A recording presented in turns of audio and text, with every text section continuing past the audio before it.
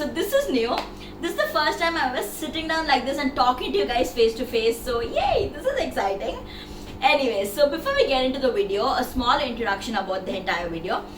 So today is July 23rd. I don't know when this video is going to get released, but the day I'm shooting, today is July 23rd. And exactly 6 months back on Jan 23rd, I got married. Yay!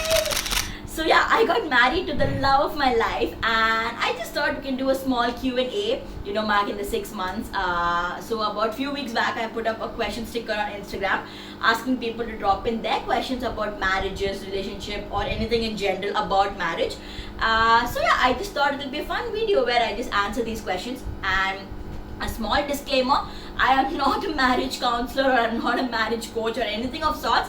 This video is purely based on my personal experience the past 6 months. So yeah, and I hope it might maybe help someone who is going to get married soon, or maybe in the future, or whenever.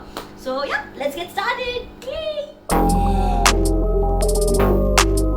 Okay, so also I did get quite a lot of questions, which I was very shocked about because I did not expect, I thought people didn't bother. But yeah, I'm excited. So let's see. I hope this is not that long of a video. I'll try to keep all the answers short and sweet. So let's get started. Okay, so for the first question, what is that one thing which is different before and after marriage? So this was actually the most asked question. So I got this question a lot about the difference before and after marriage. It has been 6 months, so I'll tell you what I've experienced in these 6 months.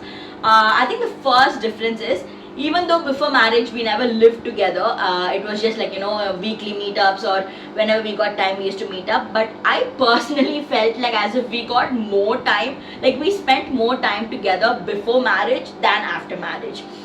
Which is actually funny. But the thing is, like now our schedules have to match, because he has his work and he has his night shift and morning shift, and I have my work, which is a regular shift. So like we actually get to meet each other very rarely, and we do, when we do go out a lot, and whenever we meet we do spend the entire time together. But I kind of always felt like we spent more time before the wedding than after the marriage. So I don't know how that happens, but yeah, that was one thing I realized. And the second major difference is, guys, I'm telling you, adulting is the freaking worst. Okay, so adulting sucks, and I'm not even kidding. If you relate to me, by the way, please do put down in the comments so that I know that I'm not alone in this world. But adulting is the hardest thing, bro. I mean, yeah, see, I was earning and I was managing finances even before marriage, but it is nothing like how it is right now. I mean, we just don't understand how blessed we are, and we just don't understand how our parents, have taken all the burden away from us. But now when you have to handle your own house and your own household, and the bills and everything, it's like, oh my god, it is so hard. And managing finances has been something we still haven't gotten a hang of. So yeah, I'm hoping we do soon. And yeah, so that is a major difference. Handling finances has become so much more harder, and adulting sucks. Okay, so let's get into the second question. How can you smoothly run affairs without letting your live-in partner know about it? Excuse me, first of all, why exactly is this question asked to me? I'm offended. Okay, and secondly, I really don't think I'm going to answer this question, because I don't think I have experience in it. But however, whoever this person is, who asked this question, DM me, and I really need to talk to your girlfriend too. Okay, so please. Anyway, so I'm moving on from that question. Okay, so the next question is, how did you know he is the one? Oh, okay, that is a cute question. How did I know he is the one?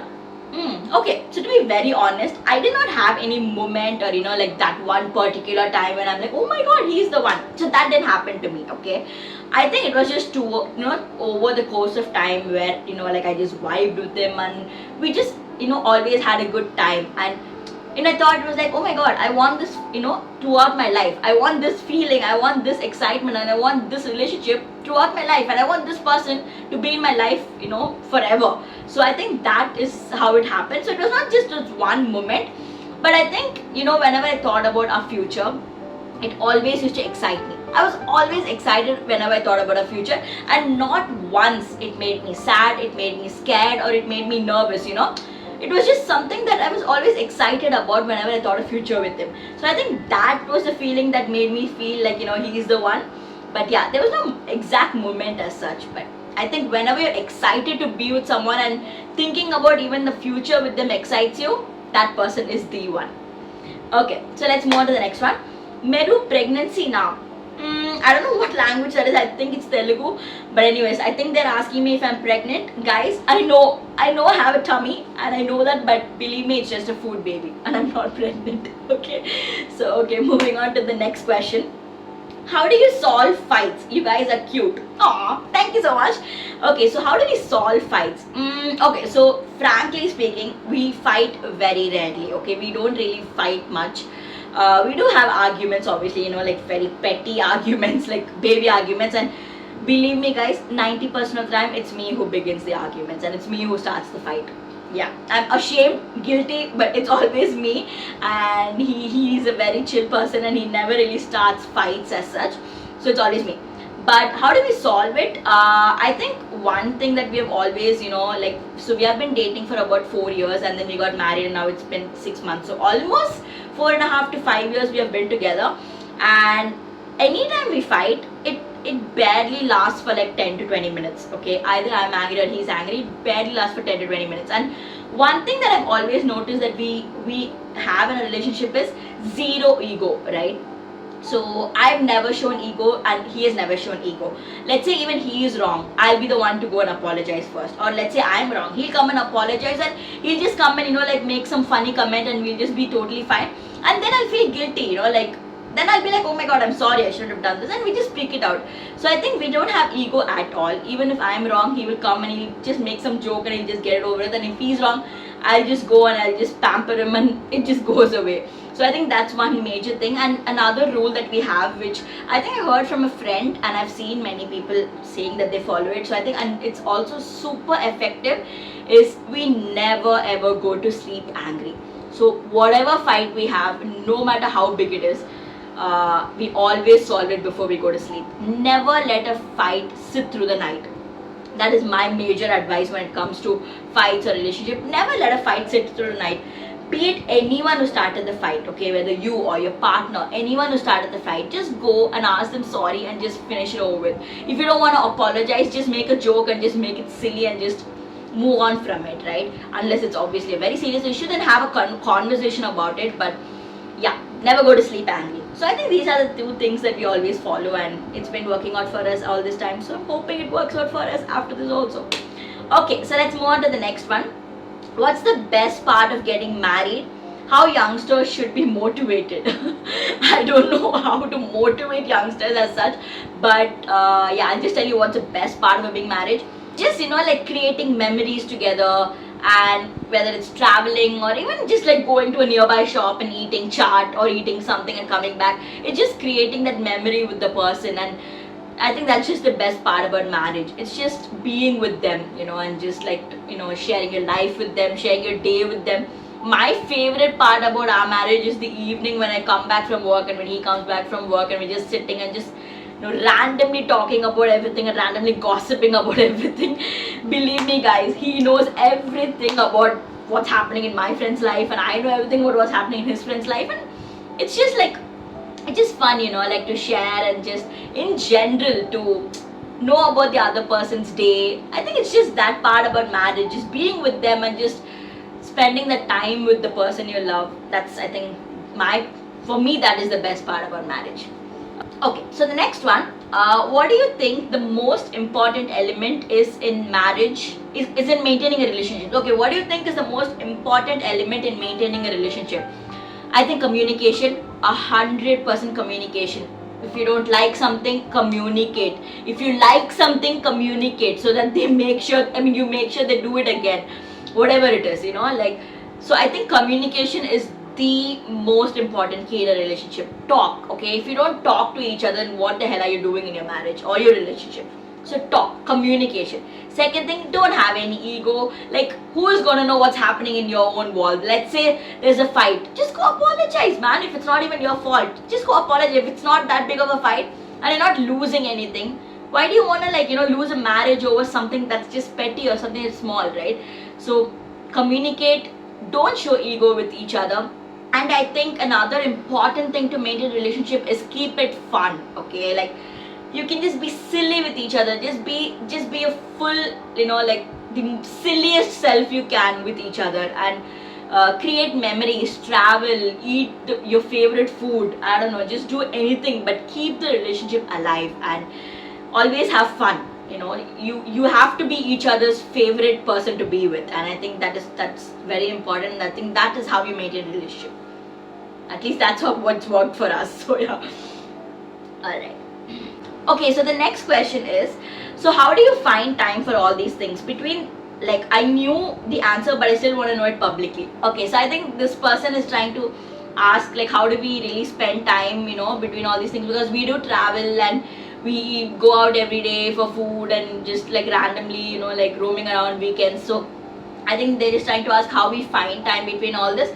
So it's been only 6 months, and honestly we are very blessed because we have a family that doesn't really tell us to do this, and like for me personally, like my mother-in-law, my father-in-law, they've never really told me to do any household chores. And we're also blessed enough, we have someone who comes and cooks for us, and we have someone who manages the house. So I think that is one reason why we're able to find time. And it is very difficult for us because we both have very different shifts, like my shift is different and his shift is different, my week off is different, his week off is different, so it's actually very difficult for us to find time. But whenever we do have time, we make sure that we only spend it with each other. So the next question is, all marriages are boring after some time. How do you overcome it? Okay, so we are only 6 months into the marriage, so as of now we are not in the boring stage yet, but I'm pretty sure everyone is going to reach that stage at some point in their life. You can't like have a 100% of fun marriage. That's not possible. You're living with that person and obviously it's going to get boring. So I think first thing is to accept, and first thing is to understand that yes, it will get boring. Okay, there's literally nothing in this world that doesn't get boring. If you do something for a longer period of time, obviously it will get boring. So if you're with the person for a long time, it might get boring and you guys might not have something to talk about. But this is something that I want to follow in my life, and maybe after like 30-40 years down the line I will make a video and I'll let you guys know whether it worked out for me. But this is something I really want to follow, and we have been dating for about 4 years and we have never gotten bored of each other. So maybe I can tell you from that perspective what we have followed. So the first thing that I always make sure is to keep the relationship fun. Okay, like I said before, we just our silliest self with each other, and we just always have fun no matter what. And even the smallest things, like we find joy in it and we just have fun. So we just roam around, we travel, we both like to eat a lot, we have to travel. So whatever it is, like just small things, we always keep it fun. And I think that is one major thing for sure. So keep your marriage fun, do something fun with each other, and like just keep it engaging. Like if you just sit at home every single day, I think it'll obviously get boring, right? So just keep it engaging and keep yourself engaged, doing something, an activity together, or like going out together or something. It can just be anything. It doesn't have to be very extravagant, or it doesn't have to be very expensive. It can be very simple things. You can go out for a walk, work out together or whatever, but make sure you have some activity that you're doing together, apart from your daily routine. So I think that is one major thing to get over boredom. And another thing I would say is share your day. Okay, like even if it's the stupidest thing, like let's say you're driving and you came across and you saw a cute dog, come and tell it to your partner. Like like share every single aspect of your day. Obviously whatever you want to share, I'm not saying you have to share every single, but I think you're not going to have something to talk about every single day, right? But the one thing that you can make sure is at least share what happened in your day, because obviously you'll have something in the day that was very different, or fun, or something you want to share with the other person. So just make sure every single day, just talk to them about your day, tell them what happened. And you don't have to just talk about your day, you can even talk about your friend's life or what's happening in your friend's life, and it can just be a very normal conversation. But yeah, just talk to them every single day, tell them about your day, share them what your day, what's happening in your life, and just in general, just have a conversation with them, I guess. Even if you get bored, it's okay. It's just normal. It's okay to get bored in a relationship. Try to spice it up. Do something and just spice it up, right? Okay, so oh my god, I've spoken a lot. Anyways, okay, so then next question is marriage life or single life, which is good? Okay, very tricky question.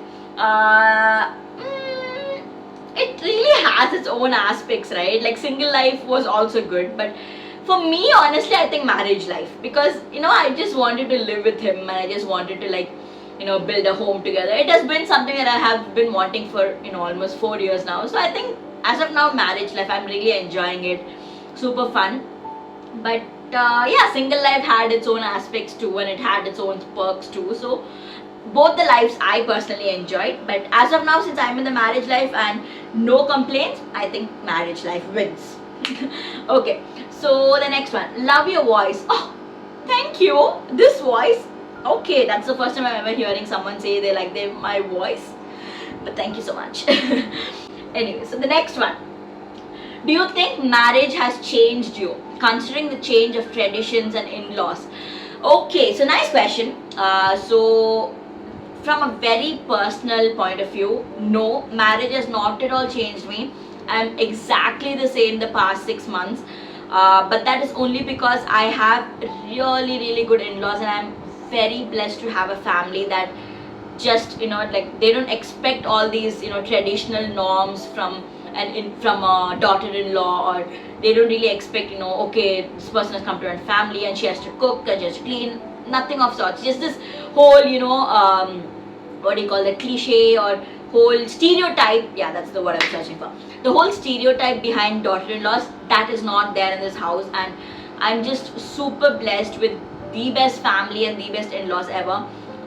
So in my case personally, no, it has definitely not changed me. There are some changes here and there. For example, like before marriage, we were not a very religious family, me, mom and my sister, and we were just not very religious. We never used to really go to temples a lot and stuff like that. But whereas in my husband's family, they do go to a lot of temples, and we do they pray a lot. So that is small changes here and there, like lifestyle changes. Yes, it is there definitely, because you are coming from a totally different family to another family, and in my family, my parents, it was not like that. So there will be a lot of differences that way, but other than that, I personally have not changed in any aspect, and whatsoever, no one has expected me to change in any aspect. So yeah, so to the next question, who's more messy?